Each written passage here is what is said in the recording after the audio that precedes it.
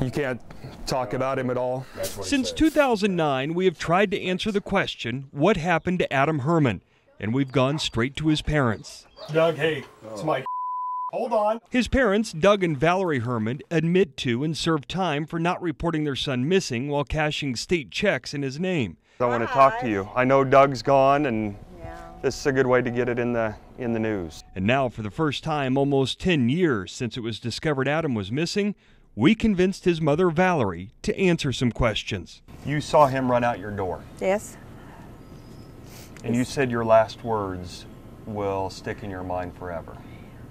Why? Because when he said he was running away and he wasn't coming back, I told him, well, good, but I was upset. And we say mean things when we get mad sometimes, you know, and things that are hurtful and you don't mean. Valerie Herman says 11-year-old Adam simply ran away that day in 1999, fearing they would lose their other kids. The Hermans never called police. When I think back now how terrible that was, you know, at the time all I could think about was losing our 3 kids. And just to refresh people's memory, your side of the story is that he ran away and just did not return. That was the last time you saw him out that door in Towanda. Right. And did you look for him that day and that night? Yeah. Well, my husband and I, the kids looked. Joanna and Daniel went with us. We drove around Towanda. We drove up to the convenience store and asked them. When he ran away, was there anyone outside of the family that you notified that he had run away? Oh. No. Do you regret that? Oh, yeah. Do you buy that version of the story? No, I don't buy that version of the story. He didn't run out that door that day and never came back. We talked to Butler County Sheriff Kelly Herzit at the Towanda Mobile Home Park. Right here where this fence is where the trailer set, the mobile home set, where he went missing from. We've searched this area. Because Doug Herman died in 2016, the sheriff believes one person now knows where Adam is. Valerie Herman has more to tell, but she's not talking at this point. What has she told you? Not a lot. When we first talked to her, when we got this case back in 2008, and we went to the house to talk to her, she attorneyed up real quick, her and Doug both, and she has stayed pretty much to that and has not really ever talked. What if I were to tell the sheriff that you would talk to him now, would you? With an attorney, I would. With an attorney? Because I don't trust him. I'm sorry. He's already got us guilty. She claims that she would meet with you if she had an attorney. Would you still be interested in talking to her? Absolutely. I mean, we'll go to Grove, Oklahoma and talk to her, and she can have an attorney present. I don't have an issue with that. You know, we want closure on this case. We want to find the remains of Adam Herman, and I think she knows the answers that we need. For now, the question, where is Adam Herman, remains unanswered. Valerie tells us she holds on to hope he is still alive and would say this if he's listening. What would you want to tell Adam? You're going to make me cry. Please call me. I really miss him a lot. I want him to call and let us know where he's at or if he's all right. Just a phone call. That's all I'm asking. Or somebody to let me know where he's at. We're investigating this case thoroughly. Our focus right now is finding Lucas Hernandez. He needs to come home. His mom and his dad and his grandparents and everyone that loves him needs to know where he's at. You just can't help but hurt for him. This case is now considered a criminal investigation. Investigators have arrested a 26-year-old female on 2 counts of child endangerment. What happened to 5-year-old Lucas Hernandez? That's been the question since February 17th. We were here outside of his home on South Edgemoor the night police say he vanished. The police lights are gone now, but that question is unanswered. February 18th, police and the FBI shifted their search from Lucas's neighborhood to Wichita Parks. In the following days, they searched by ground, air, and water. February 21st, Lucas's stepmom, the woman who reported him missing, is arrested on 2 counts of child endangerment.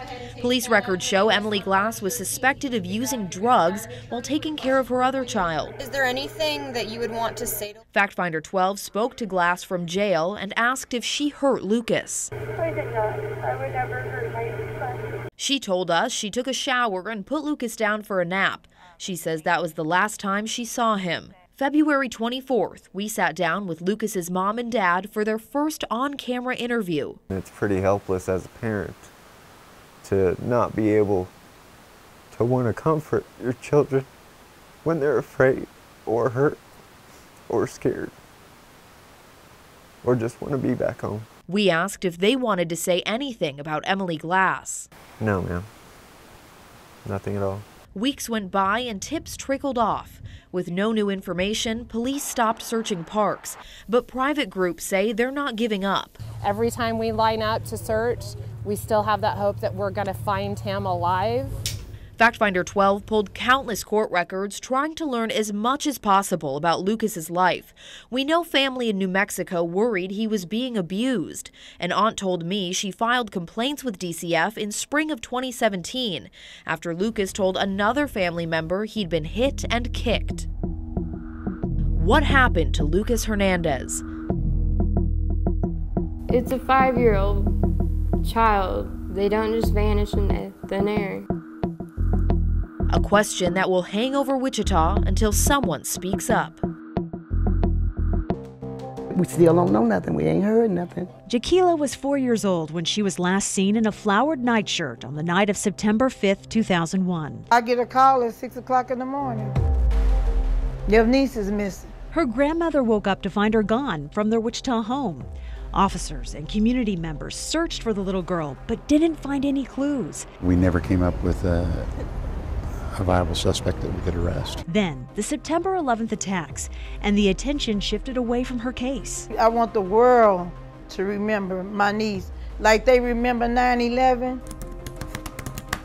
You'll find Jaquila's scales in the thousands of pictures on the National Center for Missing and Exploited Children's website. Any given day where we have about 3,500 to 4,000 active reports of missing children. Robert Lowry heads the center's Missing Children Division. He says Jaquila's profile will stay up until she's physically found. The longer a child is missing, the more difficult it is for us to find the child and get them reunited with their families. Jaquila's case is still open with the Wichita Police Department, but there are no new developments. Captain Brent Allred doesn't want you to underestimate the smallest bit of information in this case. Anything could turn into something. You hope that you get that at some point in time, but when they're this old, you're basically hoping and praying that a little piece of information comes forward to help with the case. Lowry agrees. Report information, no matter how long a child has been missing. There's been remarkable recoveries of long-term missing children. J.C. DeGard comes to mind that I have to remind everyone. Sean Hornbeck out of St. Louis, Elizabeth Smart, Carlina White, and many, many other long-term missing children. Lowry says the center is finding children at a 98% rate. For those cases that take longer to solve, like Jaquila's, he says time is the enemy. But there's hope. While we never give up hope, we don't provide false hope either. You know, we face the same realities everyone else does. The longer they're missing, the more difficult our job is to find them. You know, we're keeping faith, we're keeping hope. We know he's out there. Still searching for him, searching for answers. The child is still unaccounted for, and no family members or friends have seen the child since July 11th. South Hydraulic and Tulsa. This is where Vincent Moore was last spotted. A neighbor in the area said they saw him with his dad. That was nearly 3 years ago, and still no sign of baby Vincent.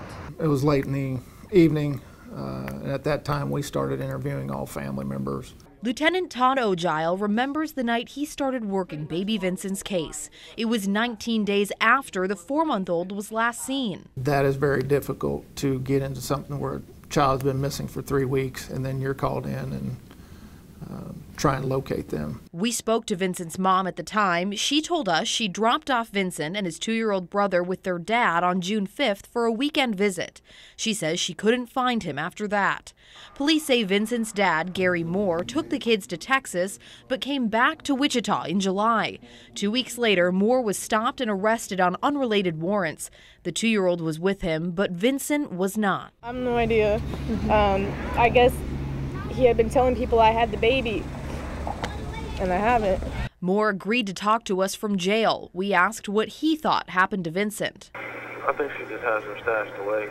He's talking about Vincent's mom, Michelle. Moore told us he dropped Vincent off with Michelle after returning from Texas. We also asked if he thought Vincent was alive. Yeah, he better be. That's all I want to think about. But police say at this point, Vincent is likely dead. We believe Vincent is no longer with us, and that is why the case has remained with the homicide section. Is there evidence pointing to his murder? We don't know how he died. That's the problem with this case. We know he disappeared. There are theories out there. We're still looking at them, but we don't have any evidence how he died or where he is at this point in time. What happened to Vincent Moore? Some people believe he's still out there. It feels good to think that he's still alive and not a deceased child. But finding him, dead or alive, will take some new piece of information.